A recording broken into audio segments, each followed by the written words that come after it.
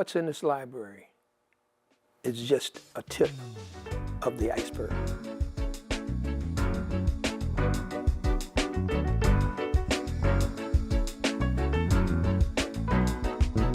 Library and Multicultural Center was founded in 1982 by Nina Parker and her mother. It started in the basement of the Mason Chapel AME Church here in Findlay, Ohio, and it started with one book that her mother gave her, and it's grown into volumes of books and tapes that number in the thousands.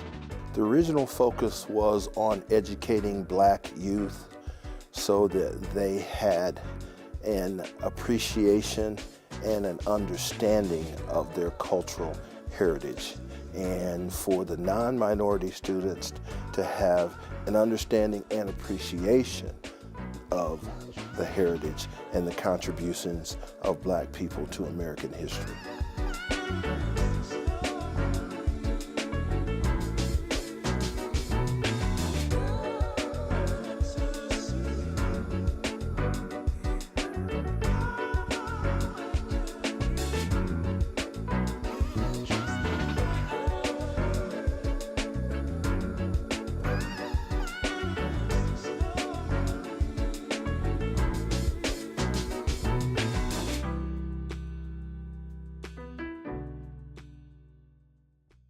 Nina grew up here from a child, and she experienced the Black students would be looked upon to ask the questions that were being discussed whenever they would discuss Black history. And that was a burden that she saw that she didn't handle well. So she decided to start the library.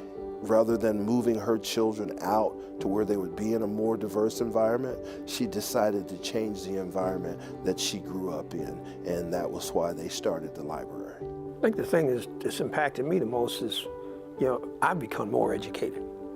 You think that you know things about your culture until you come to a place like this and you start reading and you find out that there's a lot you don't know. You find out the truths. You grow up and you've been told things down through the years, and it's been etched in stone because it's never been challenged.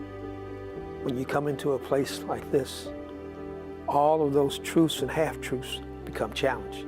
This is educational to the youth at the lowest level. As we educate the youth, they in turn educate their family members and their friends.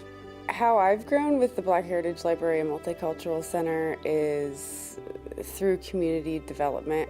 It's important for humans at any age to be exposed to any type of culture so we can understand people and have a different perspective.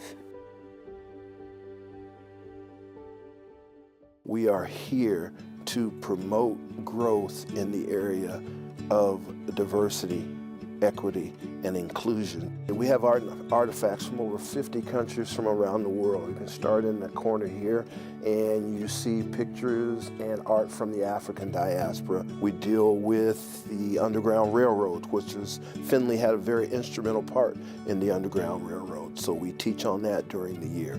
Then you go through the Civil War period. When you look at the back of the room, local piece of art there of the portrait of Abraham Lincoln that was done by a local artist. And then we deal with the Harlem Renaissance. And all these pieces were either purchased over the years by the library staff or donated.